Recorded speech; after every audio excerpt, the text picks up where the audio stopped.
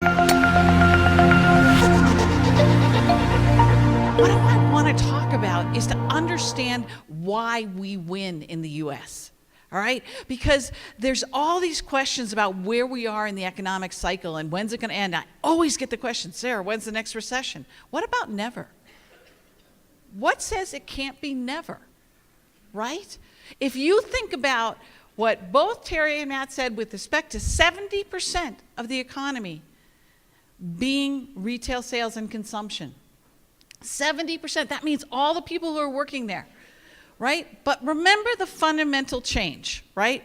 So in 2008, Terry, I don't quite agree with how Terry, categorized it, because really what it was a repeat of the Depression of 1928, in which my mother was born. And the interesting thing about that generation that was born then is they never learned to consume, because it was so amazing, the wealth loss. And we had the same thing in 2008, where we had permanent wealth loss. Remember, GM went bankrupt, Fannie, Freddie, all these companies. And we had a fundamental change in consumption and behavior because of the fact of what happened. And I would argue and postulate to you that you're not actually taking that into account in your businesses enough. We say it up here, but I want you to go back to your businesses after the conference. No leaving now, right? But after the conference, and really sit down with your key people and say, are we really set up for today's economy?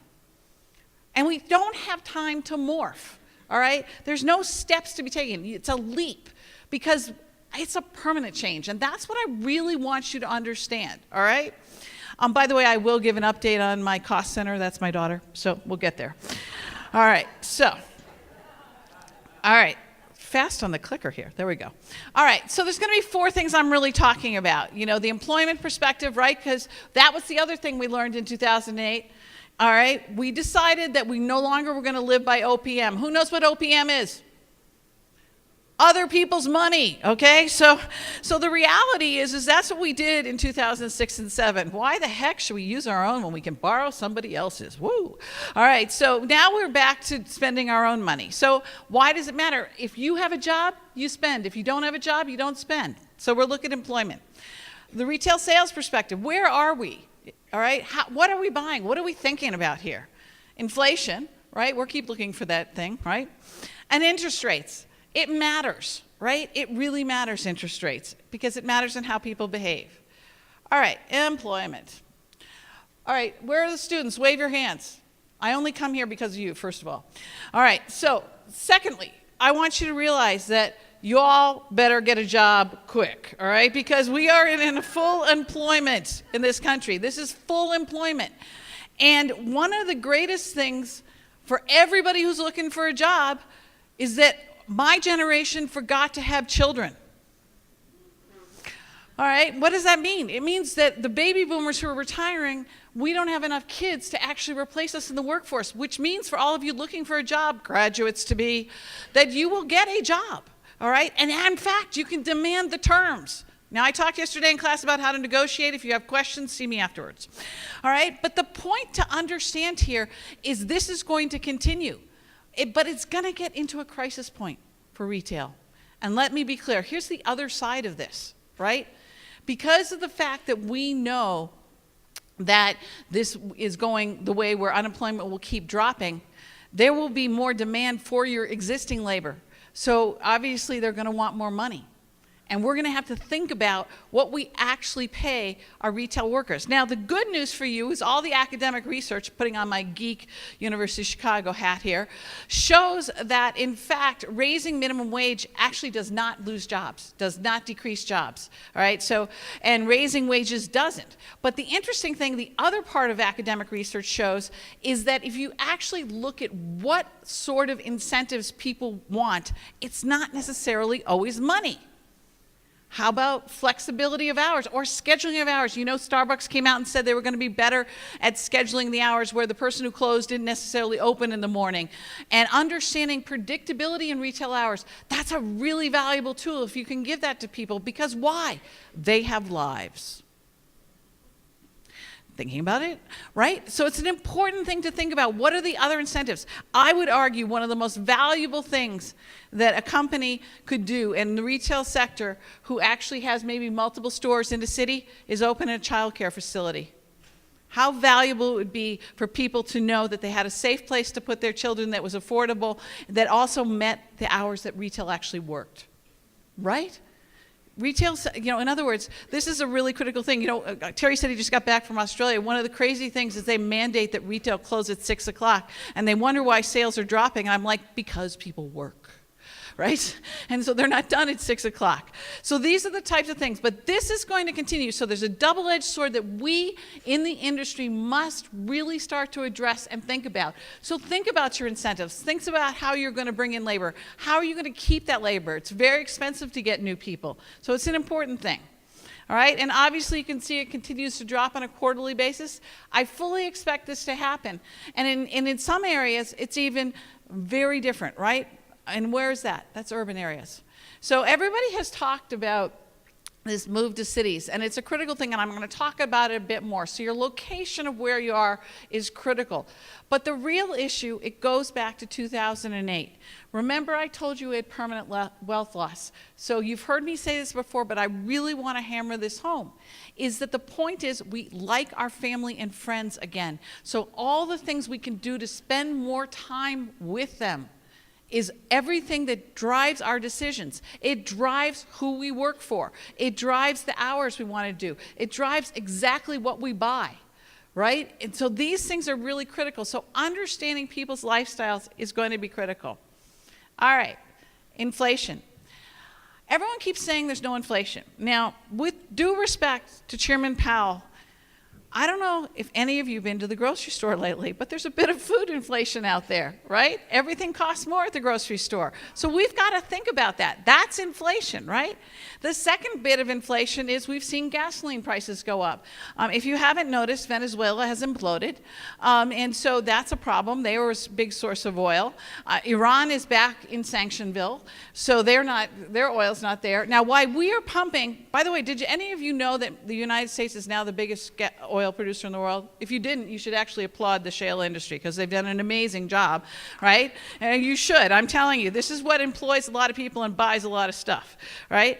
But the reality is that we've seen a creep up because of exogenous circumstances that have nothing to do with the U.S., right? Here. And by the way, driverless cars aren't here yet, right? Electric cars, nice idea. Tesla, go for it, but not there, okay? So the reality is we still consume gas. It's 17% of people's consumption. So as that price goes up, we have less to buy on other things. So it's one of the things to watch because inflation is biting. Now, the greatest news last year was that wages for the lowest income Americans went up faster than anybody else.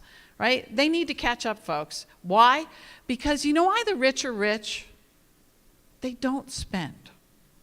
Unfortunately, we'd like them to spend more. They really don't. They save. Let's go spend, right? But the middle class and the lower class, they spend all the time. So the more that they have income and their income increases, that comes in. But we have to combat because let's be clear. We are seeing clear inflation come in from the tariffs now. While Matt was correct in saying that we didn't put all the tariffs on China we could, let's not forget we have not lifted the tariffs on Canada, even though we reached an agreement with them and with Mexico. GM announced it cost them $1 billion last quarter in steel. And I can tell you, because I, on the side, do commercial real estate, we are having real challenges in our building costs because of all the lumber from Canada. So if I can pressure you to pressure one thing that helps all of us is to get these tariffs lifted because it's easy to put tariffs on. It's rare they come off if you look back in history. So we need to get these off, all right? So it's not enough to just say we came to an agreement. The tariffs have to come off. They are hurting every single business in this country, and then that hurts your buyers. That hurts the retail consumption, which then hurts the U.S. economy. That's a self-inflicted wound. That's dumb, okay? That's an own goal if you play hockey, right? And so we don't need to do that one. All right. See, inflation goes up, goes down. All right, retail sales. Here's what we really are for. Here's what I live for, right?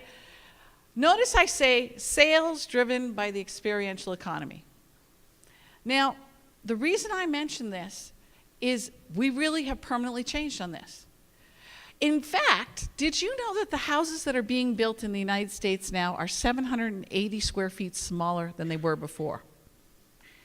Again, we don't have any babies, so there's no one to fill that fifth bedroom, all right? So we don't need that, right? And we are not hotels, okay? I am not doing the Airbnb thing either, right? I'm with Terry, all right? But the reality is we are buying smaller homes. The 3-bedroom home is much more selling than the 5-bedroom home. And by the way, those of you who have a McMansion still, let me be very clear, you are going to own that into perpetuity, all right? Because millennials do not want that house, all right? And to be very, very clear, enjoy it. It'll be a nice museum someday. It'll go with all the china that you never use, okay? Right? Come on, we know this, right? Sad, all right? But the point is, the economy is experiential. And you've heard me talk about Cameron Village in Raleigh, North Carolina, which is where I'm doing my real estate development. But one of the most interesting things, if you haven't been there, you got to see this. First of all, second growing city in the country.